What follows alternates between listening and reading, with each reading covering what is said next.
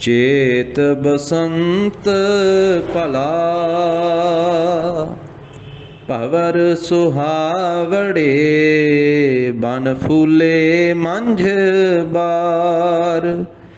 मैं पेर घर बाहुड़ै पेर घर नहीं आवै तन क्यों सुख पावै। बिरह विरोध तन शीजै कोकिल अंब सुहावी बोलै क्यों दुख अंक सहीजै। भवर भवंता फूली डाली क्यों जीवा मर माए।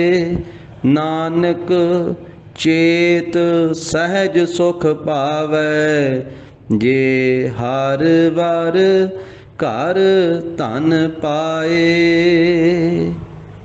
वाहिगुरु जी का खालसा वाहिगुरु जी की फतेह। परम सत्कार जो गुरु का खालसा गुरु की साध संगत जीओ, आप जी की सेवा चद सहित बेनती है। अज चेत महीने की संगरांद का दिहाड़ा है। श्री गुरु ग्रंथ साहिब महाराज जी की अमृत बाणी के मुताबक 12 महीनों के विचों चेत का महीना पहला महीना है। नवे साल की आरंभता है। सरबत गुरु के खालसे नूं, गुरु की संगत नूं, सब सृष्टि नूं नानक शाही सम्मत 554 नवे साल दियां लख लख वधाइयां होण। गरीब नवाज सतगुरु पंचम पातशाह जी चेत महीने द्वारा सानू पावन उपदेश बख्शिश करते हैं। माझ राग के अंदर गरीब नवाज फरमाउंदे आ, चेत गोविंद आराधिया होवै आनंद घना। चेत महीने द्वारा सतगुरु जी उपदेश देंदे आ, गोविंद की आराधना करिए तां फिर बहुता आनंद प्राप्त होवेगा, घना आनंद प्राप्त होवेगा। संत जना मिल पाइयै रसना नाम भना। संत जना नाल मिल करके प्राप्त करीदा है रसना दे नाल नाम उचारण करना। संत जना नाल मिल करके रसना नाल नाम जपीदा है।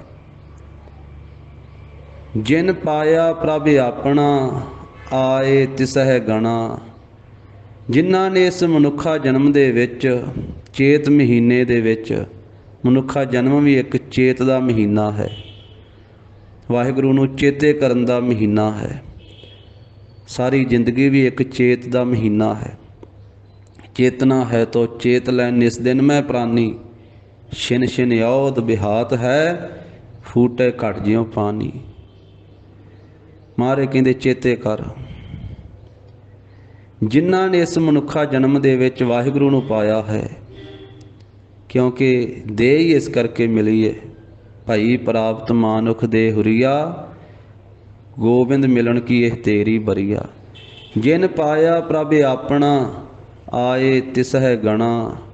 वो तिस परमेश्वर वाहिगुरू की गिणती विच आ गए, वो वाहिगुरू के दर ते प्रवान हो गए। आया सफल ताहू को गनिया जास रसन हर हर जस भनिया। आए बसह साधु के संगे अण दिन नाम ध्यावह रंगे। आए तिसह गणा। तिस प्रभु की गिणती विच आ गए। सफला हो गया उन्हां दा संसार ते आउणा जिन्हां ने चेते कीता वाहिगुरू जी। एक खिन तिस बिन जीवना बिरथा जन्म जना। पंचम पातशाह कहिंदे एक खिन मात्र भी, थोड़ा जिहा समा भी तिस प्रभु तो बिना जिहड़ा जीवन बतीत करना ना, उन्होंने भुला के वाहिगुरू जी नूं विसार के वो जन्म का व्यर्थ बतीत होना है। वो जानो जन्म लिया व्यर्थ है, वो जन्म का समा व्यर्थ है। एक खिन तिस बिन जीवना बिरथा जन्म जना जल थल महियल पूरिया रविया विच वना। परमेश्वर कित्थे रहिंदा है? मारे कहंदे वो जल विच भी है, थल विच भी है, मही धरती विच भी है, आकाश विच भी है, वना जंगलों विच भी वो रविया व्यापक हो रहा है। जिहड़ा सर्व व्यापक है, जल थल महियल पूरिया रविया विच वना, सो प्रभ चित ना आवई कितड़ा दुख गणा। वो प्रभु जे चेते नहीं आवेगा, चित विच नहीं आवेगा। चेत महीने द्वारा कहते जे अपने चित विच उहनूं चेते नहीं करांगे, फिर किड्डा वड्डा दुख प्राप्त होवेगा, वो गिणिया नहीं जा सकता। कितड़ा दुख गणा, वो किन्ना क दुख गिणांगे, किड्डा वड्डा वो दुख होवेगा। वो जम्मण मरण का दुख, वो 84 लाख जूना का दुख, वो विछोड़े का दुख गिणिया ही नहीं जा सकता। कितड़ा दुख गणा। जिनी राविया सो प्रभु तिना भाग मना। जिन्होंने उस प्रभु नूं उचारण किया है, उसके मिलाप का आनंद राविया माणिया है, उस प्रभु के नाम नूं राविया उचारण किया है, तिना भाग मना। उन्हां दे भाग मना मू ही वड्डे हन, वो वड्डियां भागां वाले हन। हर दर्शन कौं मन लोचदा। पंचम पातशाह कहंदे साडा मन उस प्रभु के दर्शनां नूं लोचदा है। मन विच लोचा लगी हुई है। मेरा मन लोचै गुर दर्शन ताई, बिलप करे चातरिक की न्याई। जिवें एक चातरिक, जिवें एक बबीहा सुवंती बूंद वास्ते प्रियो प्रियो करदा है, बाबीहा प्रियो प्रियो करे जल नित प्रेम प्यार। इस तरह चित रूपी चातरिक वो चाहुंदा है प्रभु के दर्शनां नूं। मन विच प्यास लगी हुई है, ते लगी हुई है। ये प्यास वड्डियां भागां नाल लगदी है। जिस जन को प्रभ दर्श प्यासा, नानक ताकै बल बल जासा। जिसनों प्रभु के दर्शनां की प्यास लग जाए, पंजवें पातशाह सुखमनी साहिब च कहंदे उस सिख तो, उस जीव तो बलिहार बलिहार जाइए, कुर्बान जाते हाँ। पानी की प्यास तो रोज़ लगती है, रोटी की भुख तो रोज़ लगती है, नाम की भुख लग जाए, प्रभु के दर्शनां की ते लग जाए। साचे नाम की लागै भूख, उत भूखै खाए चलिया है दुख। सारे दुखड़े ही दूर हो जाणगे, नाम की भुख लग जाए। भागां वालियां नूं नाम की भुख लगती है, प्रभु के दर्शनां की प्यास लगती है। महाराज कहंदे साडे मन विच प्रभु के दर्शनां की प्यास लगी हुई है। मन लोचदा है प्रभु के दर्शनां नूं। नानक प्यास मना, मन विच ते लगी हुई है। प्यास लगी होवे, पानी पीण दा स्वाद ही तां आउंदा है। भुख लगी होवे, प्रशादा छकण दा स्वाद ही तां आउंदा है। जे प्यास ना लगे, पानी नहीं पीता जाता। भुख ना लगे, प्रशादा नहीं छकिया जाता। जे नाम की भी भुख ना लगे, नाम नहीं जपिया जाता। जे प्रभु के दर्शनां की प्यास ना लगे, फिर दर्शनां नूं मंगांगे किवें। गरीब नवाज कहंदे मन विच प्यास लगी हुई है। हर दर्शन कौं मन लोचदा, नानक प्यास मना। चेत मिलाए सो प्रभु, तिस कै पाए लगा। चेत महीने द्वारा कहते हैं कि कोई प्रभु का प्यारा मिलिया होया उस प्रभु नाल मिला दवे, मैं तिस दे पैरी लग जावां, तिस प्रभु दे प्यारे दे चरनी लग जावां। कोई जन हरस्यो देवै जोर, कोई होवे प्रभु का प्यारा हरि नाल जोड़ दवे। उहदे चरण फड़ लवां, चरण गहो बको शुभ रसना। दीजा है प्राण अकोर, रसना तो शुभ बचन बोलना। उस गुरमुख दे सत्कार वाले बोल बोलना। अपने प्राणा की भेटा अर्पण कर देवां। कोई वाहिगुरू नाल मिला दवे। कोई आन मिलावे मेरा प्रीतम प्यारा, हो तिस पह आप विच आई। अपना आप वेच ही देवां। कोई मिलिया होया मिलावे, चेत मिलाए सो प्रभु तिस कै पाए लगा, ਉਹਦੇ ਚਰਨੀ ਲੱਗ ਜਾਵਾਂ।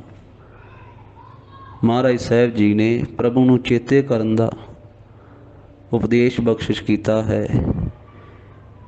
ਜਿੱਥੇ ਗੁਰੂ ਕੀ ਸੰਗਤ ਕਰਨੀ, ਉੱਥੇ ਮਹਾਰਾਜ ਕਹਿੰਦੇ ਗੁਰੂ ਕੇ ਸਿੱਖਾਂ ਦੀ ਵੀ ਸੰਗਤ ਕਰਨੀ ਹੈ। ਗੁਰਸਿੱਖਾਂ ਕੀ ਹਰ ਧੂੜ ਦੇਹ, ਹਮ ਪਾਪੀ ਭੀ ਗਤ ਪਾਹੇ।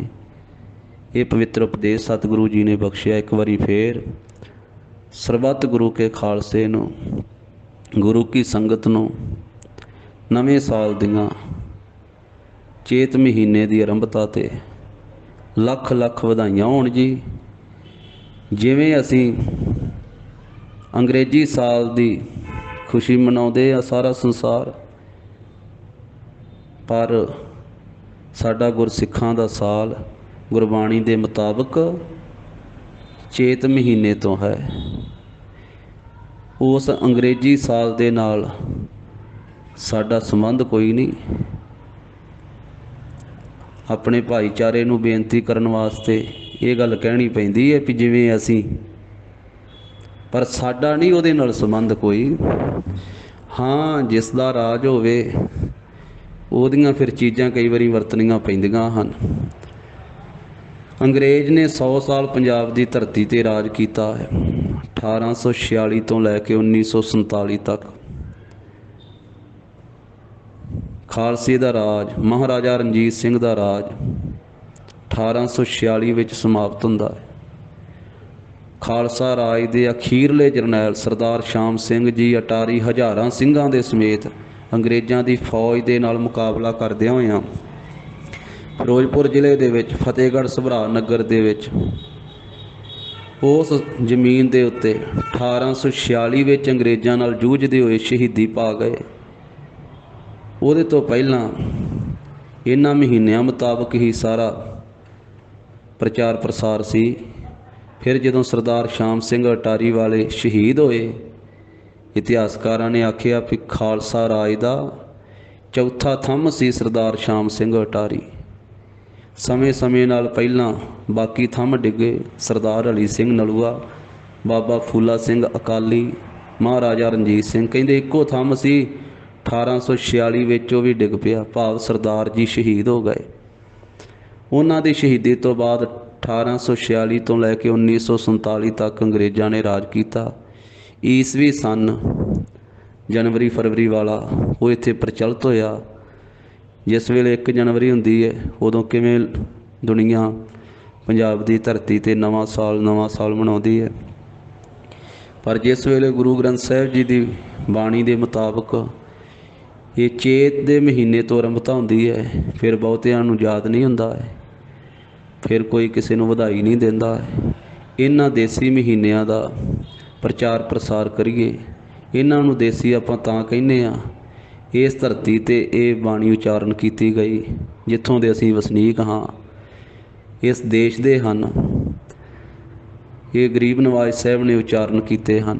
ਗੁਰੂ ਗ੍ਰੰਥ ਸਾਹਿਬ ਜੀ ਦੀ ਅੰਮ੍ਰਿਤ ਬਾਣੀ ਅੰਦਰ ਇਹ ਮਹੀਨੇ ਅੰਕਿਤ ਆ, ਔਰ ਇਹਨਾਂ ਦੇਸੀ ਮਹੀਨਿਆਂ ਦੀਆਂ ਤਰੀਕਾਂ ਮੁਤਾਬਕ ਸਾਨੂੰ ਬੱਚੇ ਦੇ ਜਨਮ ਤੋਂ ਲੈ ਕੇ ਆਖਰੀ ਪੜਾਅ ਤੀਕ, ਜੀਵਨ ਦੇ ਆਖਰੀ ਪੜਾਅ ਤੱਕ, ਮਰਨ ਤੱਕ ਜਿੰਨੇ ਪ੍ਰੋਗਰਾਮ ਹਨ, ਜਿੰਨੇ ਸਮਾਗਮ ਹਨ, ਖੁਸ਼ੀ ਦਾ, ਗਮੀ ਦਾ, ਜਨਮ ਦਾ, ਮਰਨ ਦਾ, ਹਰੇਕ ਜਿਹੜਾ ਵਾ ਉਹ ਦੇਸੀ ਮਹੀਨੇ ਦੀ ਤਰੀਕ ਮੁਤਾਬਕ ਕਰਨਾ ਚਾਹੀਦਾ। ਪਹਿਲ ਦੇਸੀ ਮਹੀਨਿਆਂ ਨੂੰ ਦੇਣੀ ਚਾਹੀਦੀ ਹੈ, ਕਿਉਂਕਿ ਇਹਨਾਂ ਮਹੀਨਿਆਂ ਦੁਆਰਾ ਗੁਰੂ ਸਾਹਿਬਾਂ ਨੇ ਬਾਣੀ ਉਚਾਰਨ ਕੀਤੀ ਆ। ਚੇਤ ਗੋਬਿੰਦ ਅਰਾਧਿਐ ਹੋਵੈ ਆਨੰਦ ਘਣਾ। ਤੋ ਇਸ ਕਰਕੇ ਜਿੱਥੇ ਗੁਰੂ ਕਾ ਉਪਦੇਸ਼ ਧਾਰਨ ਕਰਨਾ ਹੈ, ਉੱਥੇ ਇਹਨਾਂ ਮਹੀਨਿਆਂ ਦਾ ਵੀ ਪ੍ਰਚਾਰ ਕਰਨਾ ਹੈ। ਅਤੇ ਪ੍ਰਚਾਰ ਤਾਂ ਹੀ ਹੋਵੇਗਾ ਜੇ ਆਪਣੇ ਆਪ ਤੋਂ ਲਾਗੂ ਕਰਾਂਗੇ, ਆਪਣੇ ਘਰ ਤੋਂ ਲਾਗੂ ਕਰਾਂਗੇ, ਆਪਣੇ ਮੁਹੱਲੇ ਵਿੱਚ, ਆਪਣੇ ਪਿੰਡ ਵਿੱਚ, ਆਪਣੇ ਸ਼ਹਿਰ ਵਿੱਚ, ਆਪਣੇ ਦੇਸ਼ ਵਿੱਚ। ਅਤੇ ਗੁਰੂ ਗ੍ਰੰਥ ਸਾਹਿਬ ਜੀ ਦੀ ਬਾਣੀ ਦਾ ਪ੍ਰਚਾਰ ਕਰਨਾ ਹਰੇਕ ਮਾਈ ਭਾਈ ਗੁਰਸਿੱਖ ਦਾ ਫਰਜ਼ ਹੈ। ਇੱਕ ਵਾਰੀ ਫੇਰ ਗੁਰੂ ਗ੍ਰੰਥ ਸਾਹਿਬ ਜੀ ਦੀ ਅੰਮ੍ਰਿਤ ਬਾਣੀ ਦੇ ਮੁਤਾਬਕ 12 ਮਹੀਨਿਆਂ ਵਿੱਚੋਂ ਪਹਿਲੇ ਮਹੀਨੇ ਦੀ ਆਰੰਭਤਾ 'ਤੇ ਨਵੇਂ ਸਾਲ 'ਤੇ ਲੱਖ ਲੱਖ ਵਧਾਈਆਂ ਹੋਣ ਜੀ। ਭੁੱਲਾਂ ਚੁੱਕਾਂ ਦੀ ਖਿਮਾ ਦੇਣੀ। ਵਾਹਿਗੁਰੂ ਜੀ ਕਾ ਖਾਲਸਾ, ਵਾਹਿਗੁਰੂ ਜੀ ਕੀ ਫਤਿਹ।